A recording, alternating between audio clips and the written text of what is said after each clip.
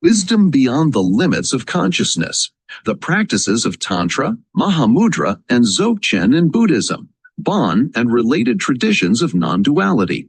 Note, this course will be taught in English via Zoom video conferencing. This is a comprehensive 10-unit course that examines and teaches higher Tantric sadhana and the core practices of Dzogchen, Mahamudra, and related non-dual traditions in a systematic and definitive manner for the purpose of practical application. It is designed for beginners as well as seasoned practitioners.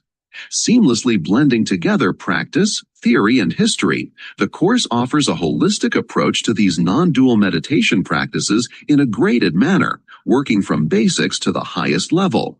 Part 1, Unit 1, Tantric Sadhana, Heart Drops of Manjushri. In Part 1, Unit 1, the focus is placed on Tantric Sadhana. The practice presented is a pure vision, Dak-Nung cycle that deals with a peaceful form of Manjushri known as Arapachana. This cycle of teachings is called the flaming sword of invincible wisdom, which cuts through deep-rooted ignorance and pierces into the heart of all the Tathagatas. It is also known as the Jampal Nyingtik, heart drops of Manjushri, or the Yeshe Nyingtik, the quintessence of primordial wisdom. Though it deals with a popular form of Manjushri, it is not an ordinary Manjushri practice. It is practiced according to the method of Anu Yoga, part of the higher inner tantras together with accompanying energy practices. Sa, Long, and Tik Lay, and other higher contemplative techniques, presenting the whole range of higher-level Dharma practices from Sutra and Tantra through Mahamudra to Dzogchen, spanning the entire path. This is a very secret and profound practice, a visionary cycle that has not been presented in the West before. Most Manjushri practices that deal with this or other peaceful forms of Manjushri are usually simple of the creation stage type and belong to the lower or outer class of tantras, mainly involving a basic visualization, mantra recitation, and possibly some sort of completion stage practice, such as the dissolving of everything into emptiness and resting in that state, as well as various auxiliary practices, such as offerings and hymns of praise, etc. Generally, they do not go beyond this level of practice. However, in this cycle of practice, the sadhana takes the practitioner through the entire course of lower and higher sadhana practices, referred to as angas or limbs. It ranges from preliminaries such as refuge and bodhicitta, self-initiation and guru yoga, to the main practice of mantra recitation and beyond. Common and uncommon methods of practice are also taught, such as the 4 branches of approach and accomplishment of higher tantric sadhana for the achievement of liberation, together with activity practices for the accomplishment of specific siddhis, as well as how to achieve the descent of wisdom through the Manjushri wisdom dharani, and a practice known as the Dharma Gate of 42 letters, Arapachana syllabary, and disc meditation. This is a special practice for developing insight into the nature of reality, found in the Gandavyuha Sutra, a subsection of the Avatamsaka Sutra, the largest sutra in the Mahayana tradition. It is the only Manjushri sadhana that has incorporated it into its methods of practice. In the sutras where it is found or mentioned, it is only given as a simple string of letters with explanation of their meaning, but with little information on how to put it into practice. In the Chinese and Japanese tantric traditions, a practice does exist with this syllabary, but is associated with the Buddha Mahavairochana. Only in this sadhana is it given as an actual method of practice in association with Manjushri. It is also paired with the correct deity practice in that at the beginning of the syllabary are the same 5 letters that constitute the core of this Manjushri's mantra, so it is unique. This is a very deep practice for looking into the direct nature of mind from 42 different perspectives.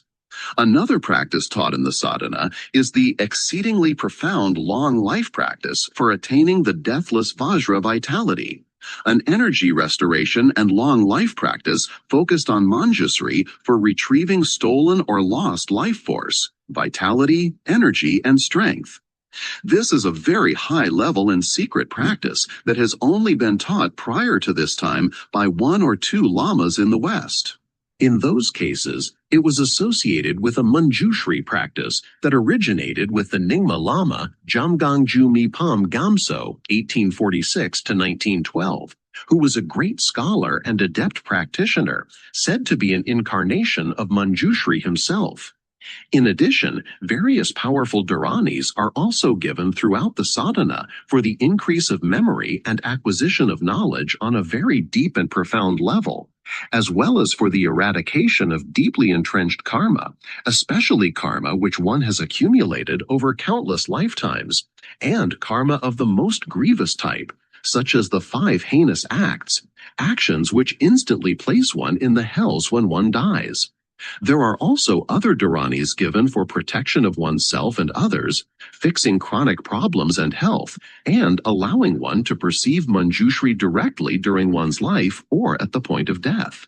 All practices originating from or associated with Manjushri. Not found in most peaceful Manjushri sadhanas, this particular sadhana is special in that it contains various types of completion stage practices, usually not connected to Manjushri in a peaceful form. Practices which are generally associated with Manjushri's wrathful or ecstatic forms such as Yamantaka, Yamari, and Guhya Samaja Manjuvajra, etc., and found predominantly in higher tantras of the inner class of Maha, Anu, and Yoga Niratara Anuttara Yoga. A number of these techniques are unique to this particular cycle of practice. There are Tummo techniques not found in the completion stage practices of other cycles of practice, such as Vajra recitation and Tonglen utilizing Kumbhaka or vase breathing, the practice of the flaming hum, the flaming ah, and the very secret practice of Manjushri Tumbo, which has only recently been made available publicly. In addition, there are also common and uncommon forms of contemplation, such as Mahamudra and Dzogchen and other associated practices, etc. One practice of special importance is the prayer of aspiration to be born in the pure land of Manjushri when he becomes the future Buddha universal sight, Samanta Darshan. This is related to a sutra in the Kanjur called the Manjushri Buddha Kshetra Gunavyuha Lankara Sutra, the discourse on the array of qualities of the Buddha field of Manjushri. In this work, there is only the sutra given without any associated practices. It is a text which is extant in Sanskrit, Tibetan, Chinese, and other Asian languages with corresponding translations into English.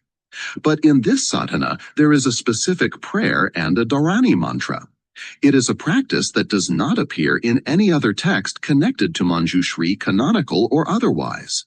Other important practices found within the sadhana are the Song of the Vajra, here derived from the original Dzogchen Tantras and the works of Longchenpa. There are also practices to counteract obstacles, such as the male and female wrathful deities Sri Chanda, Maharoshana, Nila, Achala, and Sri Simhamukha, practiced according to the lunar calendar, and the associated practice of Dokpa for the elimination of negativity. There are several other practices as well for purification, aligning the energies of the subtle body and protection, remedying mistakes made during practice, and for magnifying the power of merit acquired during the sadhana as a whole. Combined into a single sadhana, the level of completeness for a practice of peaceful Manjushri presented in this text goes beyond even that found in the Manjushri Mula Kalpa Tantra, the root tantra on the practices of Manjushri, considered to be the most important and extensive work on this deity. It is a practice which has never been taught like this before, especially with respect to peaceful Manjushri, with the exception of a recent sadhana revealed by the late Nyingma Lama, His Holiness Jigme Punsag June Rinpoche of Larong Monastery, 1933-2004, which he received directly from Manjushri in China on Wu Tai Shan, Manjushri's earthly home. Even in this practice, it does not cover the depth and range of practices presented in this sadhana and associated practices which will be covered in subsequent units of the course. Therefore, the Jampal Nyingtik that will be taught in this unit and the work which was revealed by His Holiness Jigme Punsog Rinpoche are the only ones of this type that contain all levels of practice and do so with respect to a peaceful manifestation of Manjushri, creation stage, completion stage, and beyond, i.e. Mahamudra and Dzogchen, etc., at the highest level of Tantra. It is a practice that does not teach the mere generalities of Manjushri alone for the acquisition of knowledge, but goes to the core of Tantric sadhana and covers all aspects of higher Tantric practice found in the inner Tantras for the achievement of complete liberation. Part 2, Units 2 to 10, Dzogchen, Mahamudra, and related non-dual practices and traditions. In Part 2, Units 2 to 10 of the course, each unit will explore the essential elements of Dzogchen, Mahamudra, and related non-dual practices and traditions, from foundation practices to advanced techniques, etc. Practices covered are Lojong and Rushen, Trekchud, Semzin, Serna, and Togal of Buddhist Dzogchen, as well as the principal meditation techniques found in each of its three classes: Sem Day, Long Day, and Mennak Day. The core of this section is focused on those higher practices that are usually engaged in subsequent to the accomplishment of a sadhana, or where one has at least practiced to the point where a solid foundation has been laid. Note, in the learning process of this course, it is not necessary to have accomplished this to begin study of these techniques.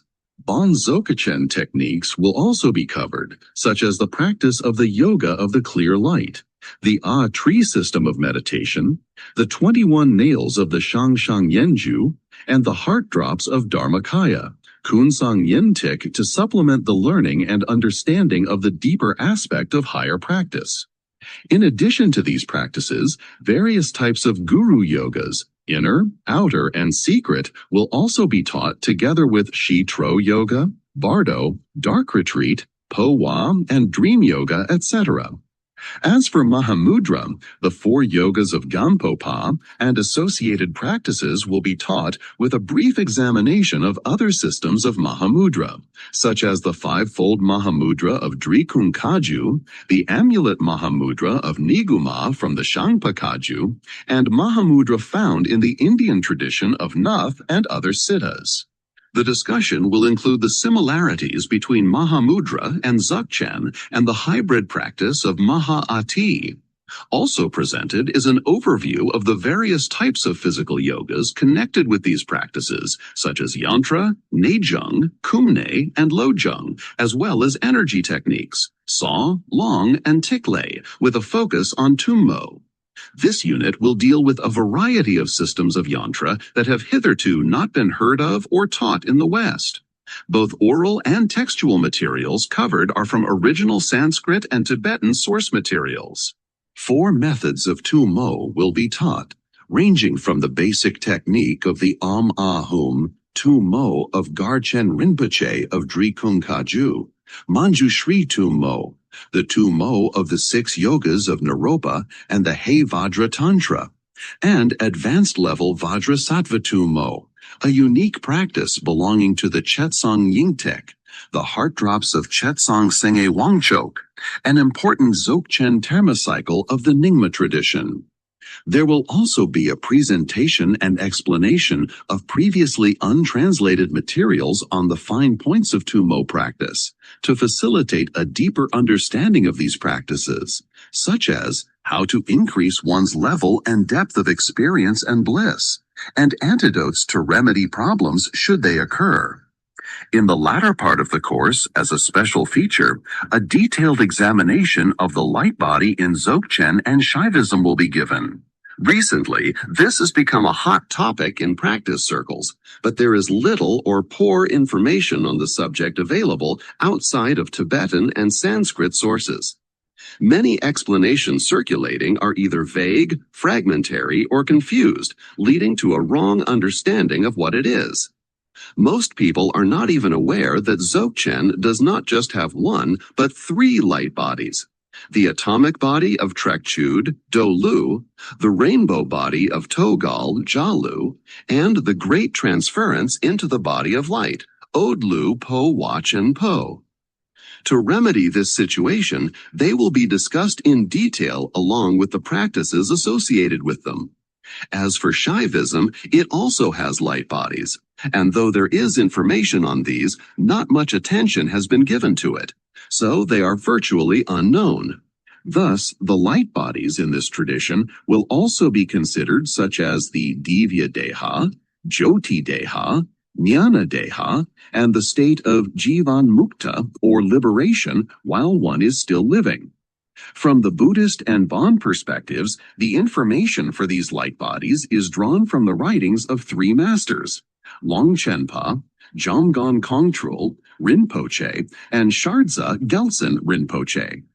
The latter individual of particular importance because he was a great master in the Bon tradition, who not only wrote a book on the subject, but realized the rainbow body himself in the 1930s, adding weight to his explanations on the practices for their attainment, showing that they are not just theory, but practices that can be realized. As for the light body in Shaivism, the information is taken from the Tamil Siddha medicine tradition, Siddhoshada, and Kashmir Shaivism, as well as Nath Yoga.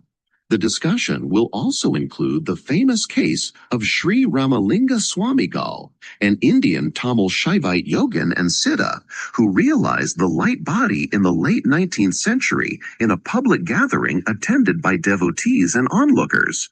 The event was observed and validated by government officials, who documented it and put it into official record. Subsequently, it has been retold in numerous books and articles in Indian popular and spiritual literature. As a whole, the practices taught throughout the course are taken from the Buddhist and Bon traditions, supplemented with techniques from other important Indian non-dual traditions.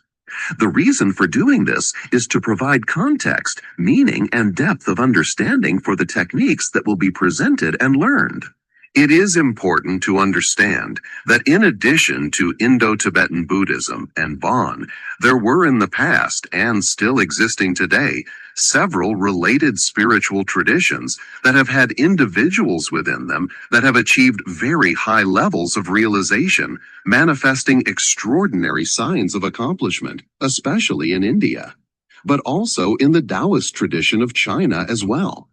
It is believed by some scholars that there may have been interaction between these traditions and the exchange of methods of practice.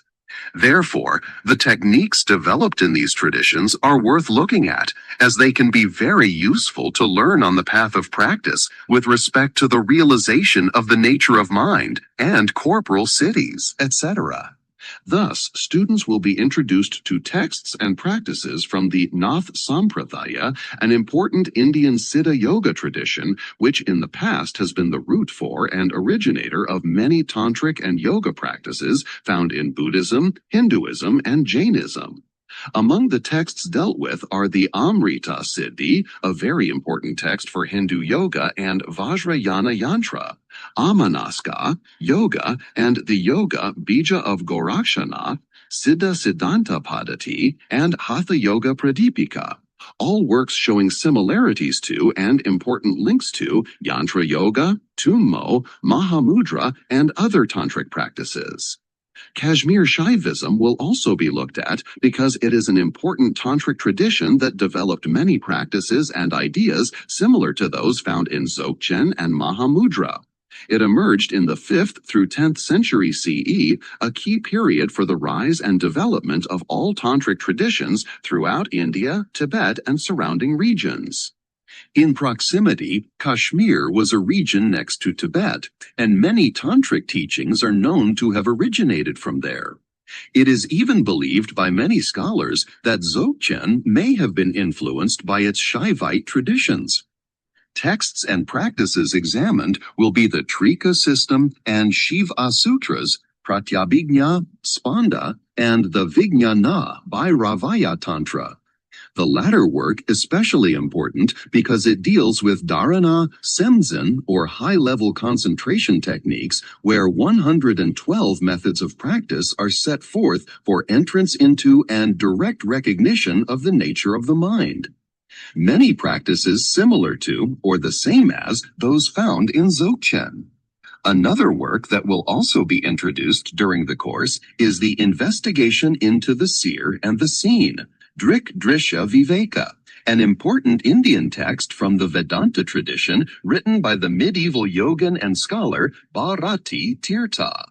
It is of particular importance for the practice of Rushin Semjang, or training and purification of the mind, in Dzogchen, as it gives extensive details for the examination of consciousness leading to direct realization.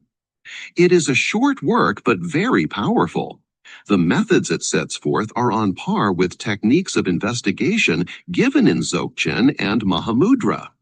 Therefore, together with these practices, the student will have in their possession very precise tools for the direct recognition of the nature of mind. According to the late great Bon scholar Yongzin Lopon Tenzin Nandak in his commentary to the Dzogchen text entitled Heart Drops of Dharmakaya, he states that if students carry out the practices of Semjang carefully and methodically, it is possible for them to realize the nature of their minds even at the basic level without having first received Nodro, or direct introduction. To top off the examination of texts and practices from other non-dual traditions, a brief examination will be made of the Yoga Upanishads. These are a great source for yoga, and especially practices like dharana, semzen, etc. In addition, the text known as the Ashtavakra Gita will also briefly be examined. It is a classic work on non-dualism that every student involved in non-dual practice should know about, as it sets out the core elements for the realization of the non-dual mind in a very precise and clear manner. Apart from its explanation, what is interesting about the text is that it is said to have been written sometime around the 5th-6th century BCE, a time long before the emergence of most traditions of non-duality.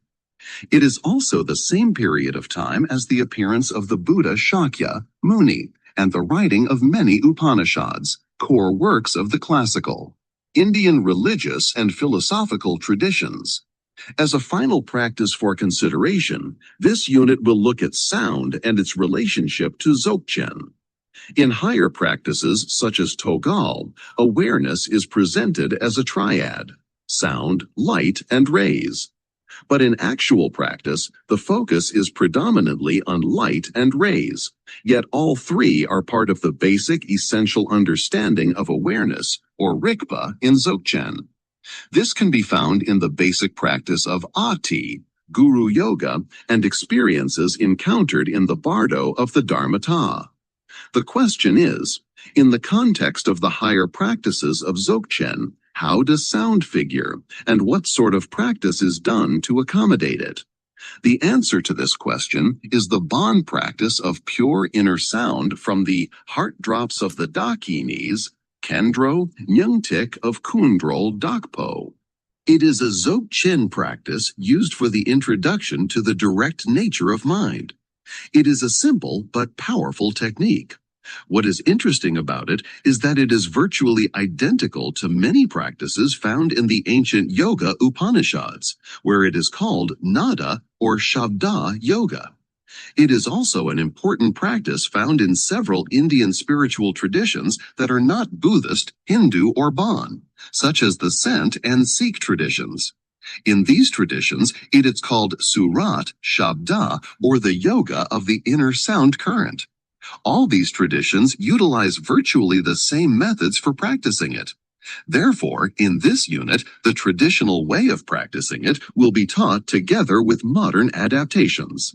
The aim of the course. The aim of the course is to provide a comprehensive understanding of the practices of Dzogchen and Mahamudra, as well as high-level Tantric sadhana, enabling students to apply them and systematically progress along the path with confidence and assurance, and also be able to integrate them into their lives, so as to deepen their understanding of the Dharma, which can, if applied properly and methodically, achieve concrete results. By the end of the course, students will have a solid foundation in the practical, philosophical, and historical aspects of Dzogchen, Mahamudra, and Tantric sadhana, as well as an excellent repertoire of practical techniques to work with, setting up a strong framework for a robust practice that can enhance spiritual, mental, and physical well-being. The various units will provide the necessary knowledge needed to know what to do, what a practice is for, when to apply it on the path, and how to do it properly. It will also give important supplementary information useful for knowing how to increase the effectiveness of practices such as Tumo, as to whether a practice engaged in is being done correctly, as well as the antidotes to correct any mistakes or problems should they arise.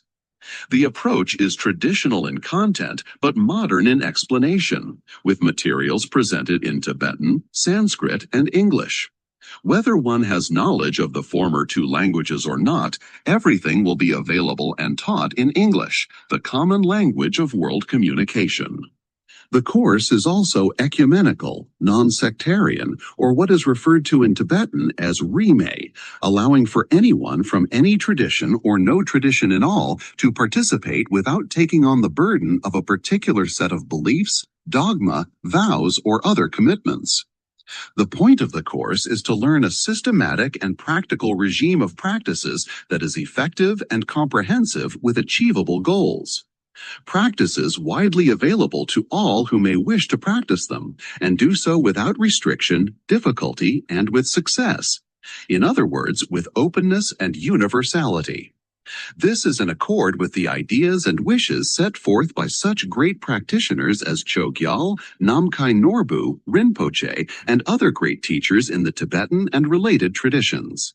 Like all teachings on the spiritual path, the purpose of the teachings offered in this course is for liberation, to engage in effective methods of practice that will result in freedom from the suffering, sorrow, misery, and pain of cyclic existence. It is not just for the few and the elite, but for all. And as can be seen in the world today, this is a necessity and of utmost and immediate importance.